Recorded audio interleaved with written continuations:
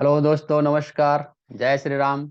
आज हम जैसे कि 5 पृष्ठ हर दिन पढ़ते हैं, रामचरितमानस का पाठ करते हैं और रामचरितमानस के पाठ में आज हम पढ़ने वाले हैं 221 पृष्ठ से लेकर 225 पृष्ठ तक। जैसा कि हम पिछले जो वीडियो था उसमें हमने 220 पृष्ठ तक पढ़ा था और उसमें हमने जाना था कि भगवान श्री राम और लक्ष्मण जी विश्वामित्र जी के साथ अभी जनकपुर पहुंच गए हैं और जनकपुर पहुंचने के बाद उनकी बहुत इच्छा थी लक्ष्मण जी की कि हम जनकपुर नगरी देखें। तो विश्वामित्र मुनि से आज्ञा लिए हैं और दोनों भाई जनकपुर नगरी देखने के लिए गए हैं। जहां भी जा रहे हैं, जो भी लोग देख रहे हैं, पूरी तरह से उनको देखते ही मंत्रमुग्ध हो जा रहे हैं और अपने सुध बुध खो जा रहे हैं। तो बहुत सारे जो सीता जी की सखियां हैं वो कह रही है कि यह राम जी हैं, वो पूरी तरह से उपयुक्त हैं सीता जी के वर के रूप में। तो राजा ने जो धनुष यज्ञ किया है और उस धनुष यज्ञ के लिए भी अब वहां जाने वाले हैं। तो आगे हम इस प्रसंग को पढ़ने वाले हैं। तो आइए अब हम शुरुआत करते हैं। मंगल भवन अमंगल हारी, द्रवहु दशरथ अजर बिहारी। राम सिया राम, सिया राम, जय जय राम। राम सिया राम, सिया राम, जय जय राम। श्यावर रामचंद्र की जय, पवन सुत हनुमान की जय, सीता माता की जय, भ्राता लक्ष्मण की जय। तो 221 पृष्ठ से अब हम शुरुआत करेंगे। जहाँ बैठे देखहि सब नारी, जथा जोगु निज कुल अनुहारी। पुरबालक कही कही मृदु वचना, सादर प्रभु देखा वही रचना। अपने अपने कुल के अनुसार सब स्त्रियां यथा योग्य जहां जिसको बैठना उचित है बैठकर देखेंगी। नगर के बालक कोमल वचन कहकर आदर पूर्वक प्रभु श्री राम जी को रचना दिखला रहे हैं। दोहा। सब शिशु एहि मिस प्रेम बस, परसि मनोहर गात। तन पुल कहीं अति हर सुहिए, देखी देखी दो भ्रात। सियावर रामचंद्र की जय। सब बालक इसी बहाने प्रेम के बस होकर श्री राम जी के मनोहर अंग को छूकर शरीर से पुलकित हो रहे हैं और दोनों भाइयों को देख देखकर उनके हृदय में अत्यंत हर्ष हो रहा है। शिशु सब राम प्रेम बस जाने, प्रीति समेत निकेत बखाने। निज निज रुचि सब ले ही बोलाई, सहित स्नेह जाई दो भाई। श्री रामचंद्र जी ने सब बालकों को प्रेम के बस जानकर यज्ञ भूमि के स्थानों की प्रेम पूर्वक प्रशंसा की।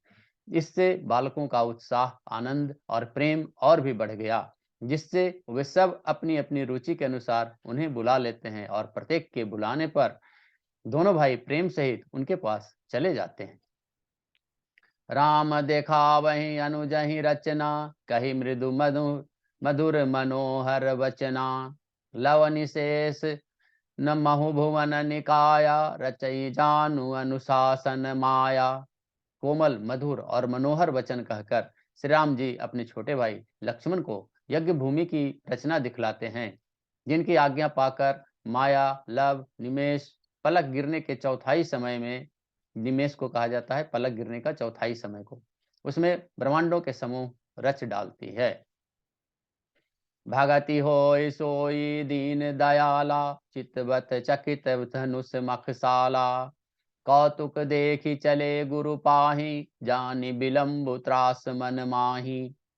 वहीं दोनों पर दया करने वाले श्री राम जी भक्ति के कारण धनुष यज्ञशाला को चकित होकर आश्चर्य के साथ देख रहे हैं। इस प्रकार सब कौतुक विचित्र रचना देखकर वे गुरु के पास चले। देर हुई जानकर उनके मन में डर है। जासु त्रास डर काहू डर होई, भजन प्रभाव देखावत सोई। कही बाते मृदु मधुर मधुर सुहाई, किए विदा बालक बरियाई। जिनके भय से डर को भी डर लगता है, वही प्रभु भजन का प्रभाव, जिसके कारण ऐसे प्रभु भी भय का नाट्य करते हैं, दिखला रहे हैं। उन्होंने कोमल, मधुर और सुंदर बातें कहकर बालकों को जबरदस्ती विदा किया। दोहा। सभय सप्रेम विनीत यति सकुच सहित दो भाई गुरुपद पंकज नाय सिर बैठे आय सुपाई। सियावर रामचंद्र की जय। फिर भय प्रेम विनय और बड़े संकोच के साथ दोनों भाई गुरु के पास चरण कमलों में सिर नवाकर आज्ञा पाकर बैठे। निशि प्रवेश मुनि आय सुदीना सब ही संध्या बंदनु किन्ना कहत कथा इतिहास पुरानी रुजिर रजनी जुग जाम सिरानी। रात्रि का प्रवेश होते ही यानी संध्या के समय मुनि ने आज्ञा दी। तब सबने संध्या वंदन किया। फिर प्राचीन कथाएं और इतिहास कहते कहते सुंदर रात्रि दोपहर बीत गई। मुनिवर शयन किन्हि तब जाई लगे चरण चापन दो भाई जिन्ह के चरण सरोरहु लागी करत विविध जप जोग विरागी। तब श्रेष्ठ मुनि ने जाकर शयन किया। दोनों भाई उनके चरण दबाने लगे और जिनके चरण कमलों में जिनके दर्शन एवं स्पर्श के लिए चरण कमलों के लिए वैराग्यवान पुरुष भी भांति भांति के जप और योग करते हैं। तई दो बंधु प्रेम जनु जीते गुरुपद कमल पलोटत प्रीते बार बार मुनि आज्ञा दिन्ही रघुवर जाई शयन तब किन्ही। वही दोनों भाई मानो प्रेम से जीते हुए प्रेम पूर्वक गुरु जी के चरण कमलों को दबा रहे हैं। मुनि ने बार बार आज्ञा दी। तब श्री रघुनाथ जी जाकर शयन किया। चापत चरण लखनूर लाए सभय सप्रेम परम सचुपाए पुनि पुनि प्रभु कह सो बहुताता पौड़े धरि उर पद जल जाता। श्री रामचंद्र जी के चरणों को हृदय से लगाकर भय और प्रेम सहित परम सुख का अनुभव करते हुए लक्ष्मण जी उनके चरण को दबा रहे हैं। प्रभु श्री राम जी ने बार बार कहा, हे तात अब सो जाओ। तब वे उन चरण कमलों को हृदय में धरकर लेट रहे। दोहा।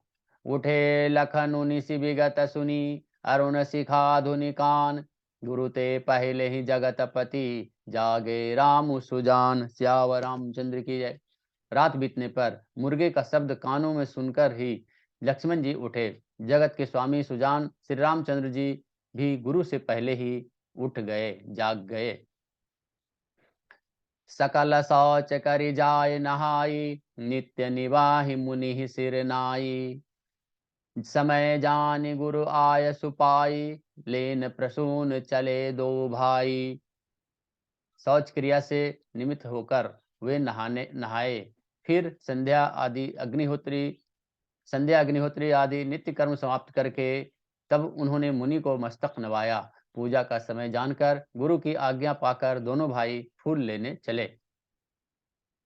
भूप बागु बर देखे उजाई जहाँ बसंत ऋतु रही लुभाई लागे वाटप मनोहर नाना बरन बरन बरबेली बिताना।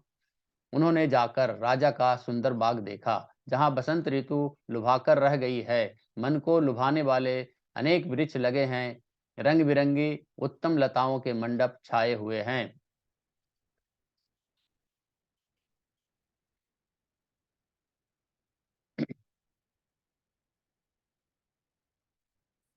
नव पल्लव फल सुमन सुहाए निज संपत्ति सुर रुख लजाए चातक कोकिल कीर चकोरा कुजत बिहग नटत कल मोरा।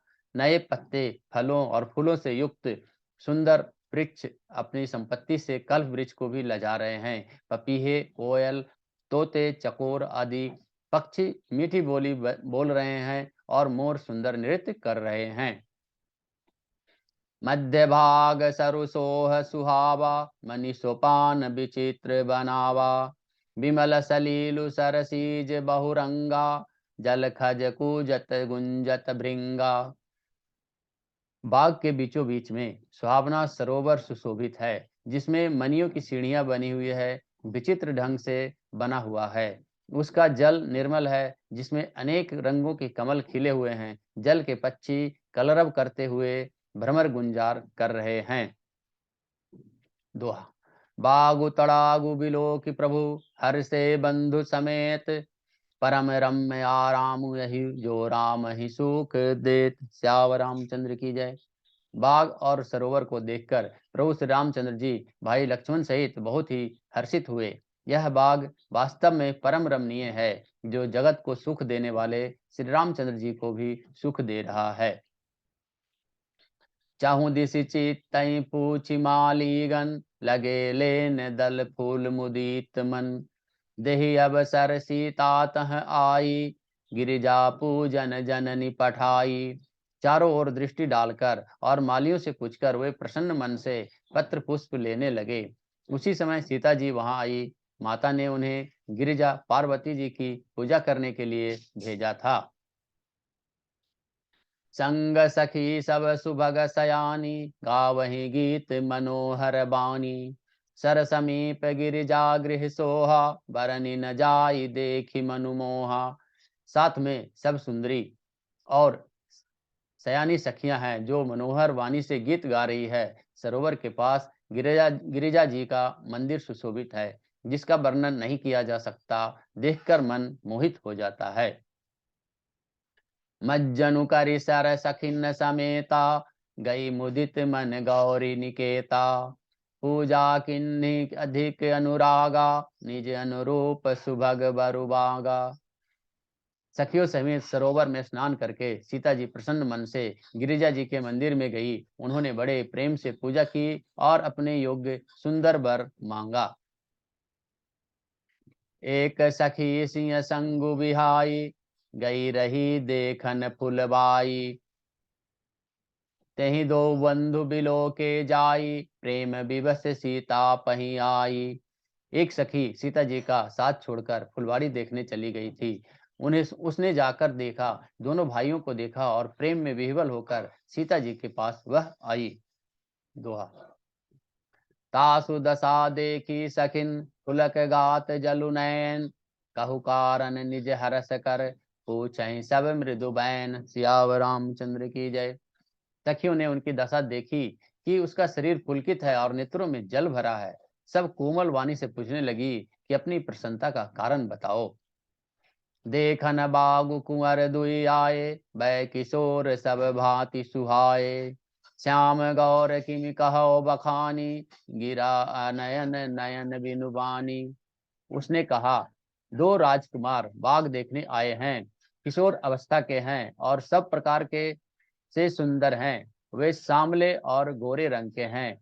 उनके सौंदर्य का मैं कैसे बखान करूं। बिना बानी नेत्र की है और नेत्रों के बानी नहीं है। सुनि हरसी सब सखी सयानी, सियहि अति उत्कंठा जानी।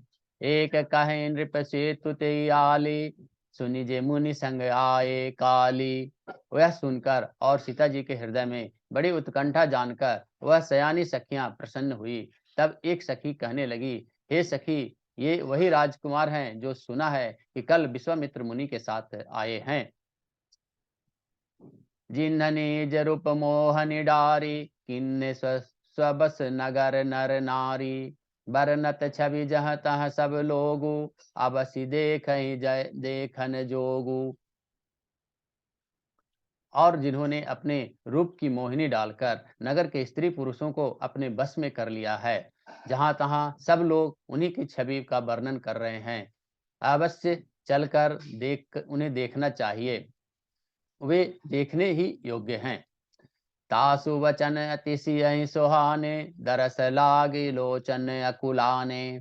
चले अग्र करी प्रिय सखी सोई, प्रीति पुरातन लखई न कोई। उनके वचन सीता जी को अत्यंत ही प्रिय लगे और दर्शन के लिए तब उनके नेत्र अकुला उठे। उसी समय अपनी प्यारी सखियों को आगे करके सीता जी चली। पुरानी प्रीति का कोई लख नहीं पाता। दोहा। सुमरि सिय नारद बचन, उपजि प्रीति पुनीत।